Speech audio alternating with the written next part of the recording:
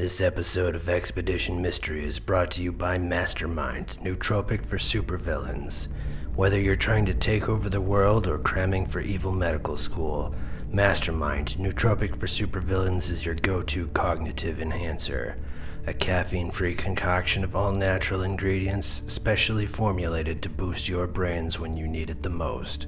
Mastermind, nootropic for supervillains, from drmystery.com. Link in the show notes. The disappearance of Aleksander Khazanov. Alexander Leonidovich Khazanov, a brilliant Russian-American mathematician, was celebrated for his exceptional talent from a young age. As a child prodigy, Khazanov was known for his remarkable achievements, particularly in mathematics. However, in June 2001, this promising young scholar disappeared under mysterious circumstances, leaving behind a note and a legacy of unfulfilled potential. Despite his mathematical genius, Khazanov struggled with personal challenges, and his disappearance remains an unsolved mystery to this day. Aleksander Khazanov was born on May 4, 1979, in Leningrad, Soviet Union, now St. Petersburg, Russia, to Anna and Leonid Khazanov. His father, a math professor, played a pivotal role in nurturing Alexander's early interest in mathematics. Even as a young boy, Khazanov's extraordinary abilities set him apart from his peers. He attended a specialized school for mathematics students who were several years older than him, quickly proving himself a prodigy. However, the family's life in the Soviet Union was fraught with difficulty. Facing anti-Semitic threats, the Khazanovs fled the country in 1992, seeking safety and opportunity in the United States. They settled in Brooklyn, New York, as refugees, where Khazanov's academic journey would continue to flourish.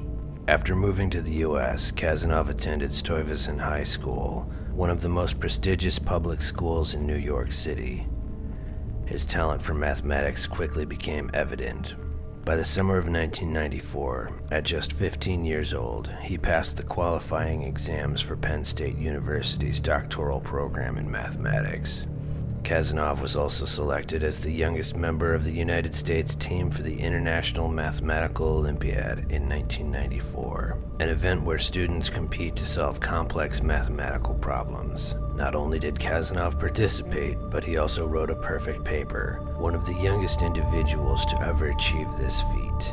Khazanov's accomplishments did not stop there. In 1995, he was named a finalist in the prestigious Westinghouse Science Talent Search, an event that showcases young scientific minds in the U.S. His project, which explored a variant of Fermat's last theorem, earned him 7th place. His mentor during this period was Leonid Wasserstein, a Penn State mathematics professor and fellow Russian émigré who helped guide Khazanov through his academic endeavors. That same year, Khazanov represented the United States once again in the 1995 International Mathematical Olympiad, continuing to solidify his reputation as a mathematical prodigy. After graduating from high school, he immediately entered the PhD program in mathematics at Penn State University, bypassing the traditional undergraduate route. Khazanov's early achievements and rapid ascent into the world of mathematics made him a figure of great potential and promise. Despite his intellectual brilliance, Khazanov's personal life was marked by challenges, particularly with his mental health. As he advanced through the rigorous demands of academia, Khazanov began to struggle with depression or possibly bipolar disorder. His mental health issues became more apparent in the years leading up to his disappearance. By 2001, he was on a leave of absence from Penn State University due to these personal struggles. At the time, Khazanov was also taking medication to manage his mental health, but it seems that his emotional state continued to deteriorate. His family later revealed that Khazanov had been facing significant difficulties, and his condition had become a major concern for those around him. On the morning of June 10, 2001, Aleksander Khazanov left his family's home with his mountain bike, leaving behind a cryptic note written in Russian that read, "I went to a library." It was a brief message, offering no real clues as to where he was going or why. He did not take his medication with him, further worrying his family. Khazanov never returned home, and his whereabouts have remained unknown ever since. Despite extensive searches and investigations, no trace of him has ever been found. Khazanov's disappearance was a shock to his family, friends, and academic community. It was clear that his struggles with mental health may have played a role in his decision to leave, but the lack of information or clues has left the case shrouded in mystery. Over 2 decades later, the fate of this brilliant young mathematician remains one of the many tragic stories of lost potential. Aleksander Khazanov's disappearance is a sobering reminder of the complex interplay between intellectual achievement and mental health. Despite his extraordinary capabilities in mathematics and the promise of a bright future, Khazanov's struggles with depression may have contributed to his disappearance.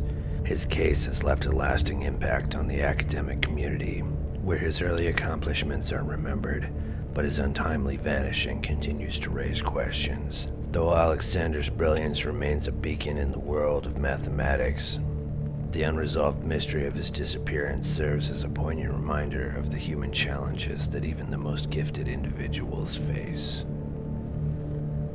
The disappearance of Jason Jolkowski. Jason Anthony Jolkowski, a 19-year-old from Omaha, Nebraska, disappeared on June 13, 2001, under mysterious circumstances. While walking to meet a coworker for a ride to work, Jason vanished without a trace. His disappearance sparked a prolonged investigation and led to the creation of Jason's Law, a statewide missing persons database. More than 2 decades later, Jason's whereabouts remain unknown, but his legacy lives on through his family's efforts to support other families dealing with similar tragedies. Jason Jolkowski was born on June 24, 1981, in Grand Island, Nebraska. At the time of his disappearance, he lived with his parents in Omaha's Benson neighborhood. Jason was described by his mother as a shy and quiet young man who had only a small circle of friends. He was attending Iowa Western Community College in Council Bluffs, Iowa, part-time, where he was enrolled in a radio broadcasting program. Jason dreamed of becoming a radio DJ for the local station, KIWR, and worked part-time at a Fazoli's restaurant to support his education and future aspirations. Despite his quiet nature, Jason was a responsible and thoughtful individual. His family remembered him as someone who kept to himself but was dependable and caring. However, this ordinary and unassuming life would take a sudden, tragic turn in June 2001. On June 13th, 2001, Jason was unexpectedly called into work earlier than usual. Since his car was at a repair shop, he initially planned to walk the 4 miles to his job, but later arranged for a coworker to give him a ride. Because Jason had difficulty giving directions, they agreed to meet at Benson High School, located 8 blocks from his home. At approximately 10:45 a.m., Jason was last seen by a neighbor who witnessed him helping his younger brother pull trash cans back from the curb into the house. It was a normal, everyday moment that gave no indication of what would follow. Less than an hour later, between 11:15 and 11:30 a.m., Jason's coworker called his home to report that Jason had failed to show up at Benson High School as planned. Despite the relatively short distance and the familiar route, Jason never made it to the meeting spot. After his disappearance, investigators reviewed security footage from Benson High School, but none of the cameras captured any sign of Jason arriving at the location. This left authorities and Jason's family baffled. No clear evidence or leads emerged from the investigation, making it one of the most perplexing cases in Omaha's history. One police officer even described it as the most baffling case he had encountered in 30 years of law enforcement. Despite extensive efforts, Jason has not been seen or heard from since that day. As of 2024, the Omaha Police Department continues to investigate Jason Jolkowski's disappearance, but no significant breakthroughs have been made. The mystery surrounding his case remains as deep and troubling as it was the day he went missing. His family, however, has not let his disappearance be forgotten. In the aftermath of their son's vanishing, Jason's parents, Kelly and Jim Jolkowski, took action to help others who might be going through the same pain and uncertainty they experienced. In response to their son's case, the Jolkowskis founded Project Jason, a non-profit organization designed to support families of missing persons. Project Jason provides emotional support, resources, and advocacies to families dealing with the trauma of a loved one's disappearance. Through this organization, the Jolkowski family has transformed their grief into a force for good, helping others who find themselves in similar tragic situations. In 2005, thanks to their lobbying efforts, Nebraska passed Jason's Law, which created a statewide database of missing persons. The law provides critical resources for law enforcement and families, making it easier to track and investigate missing persons cases across the state. Jason's disappearance led to a lasting change that now helps countless other families find support and justice.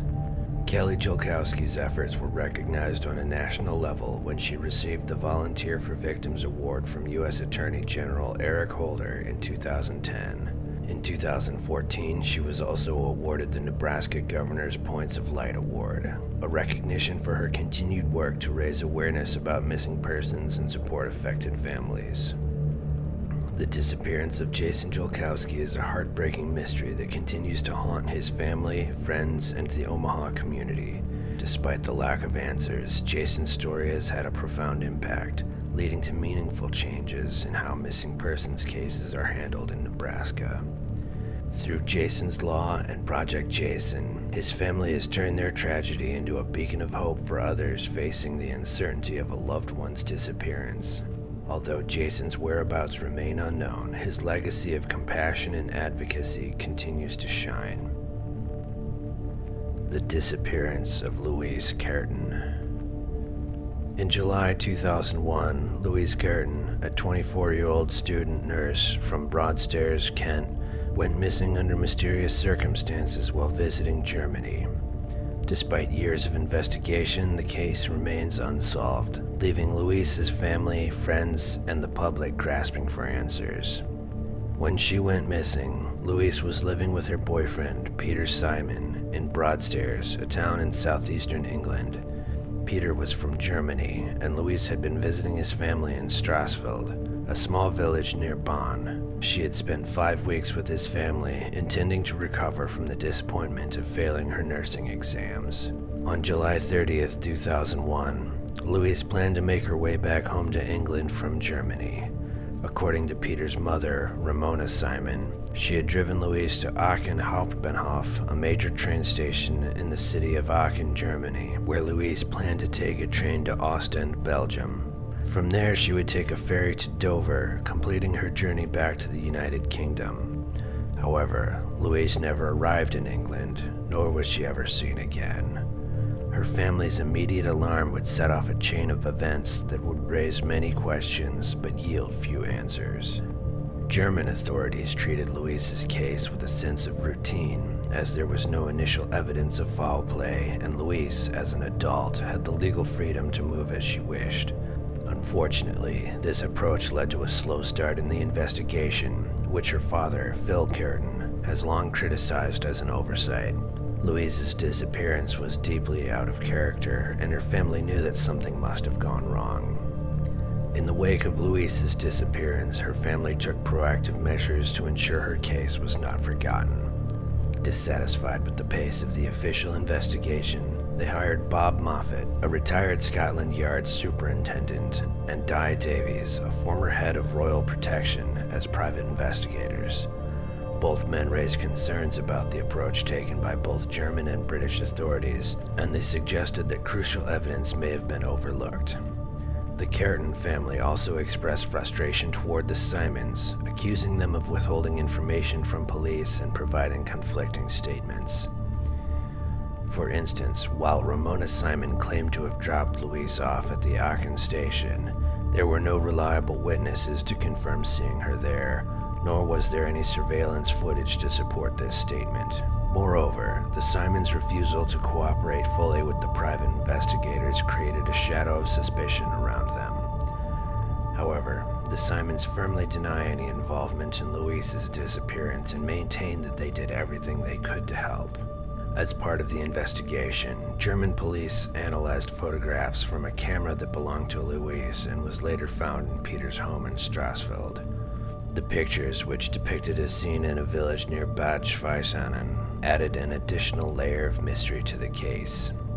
The investigation into Louise's disappearance was plagued by challenges from the start. The case highlighted some significant issues with handling missing persons cases across borders.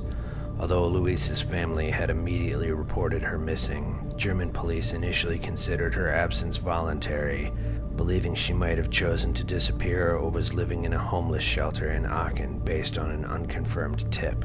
This belief delayed intensive search efforts that could have potentially preserved more evidence in the early days of her disappearance.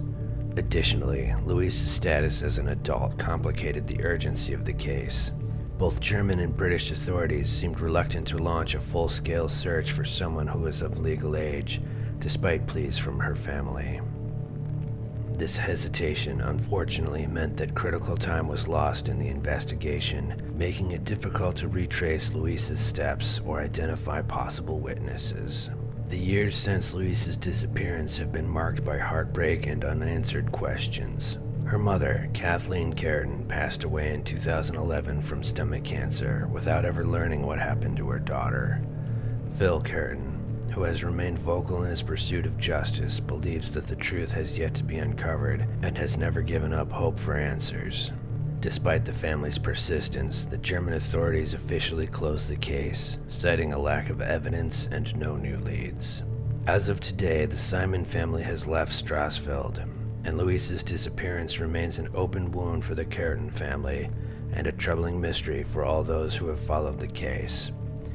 Louise's story continues to underscore the importance of prompt and thorough investigations for missing persons, especially in cases involving international travel.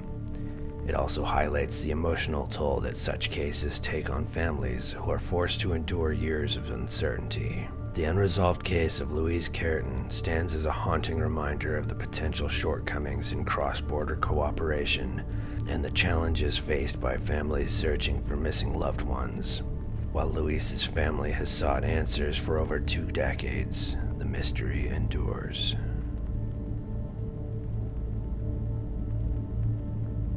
Some people disappear without a trace, as if the hand of some eldritch thing reached out from the shadows and took them.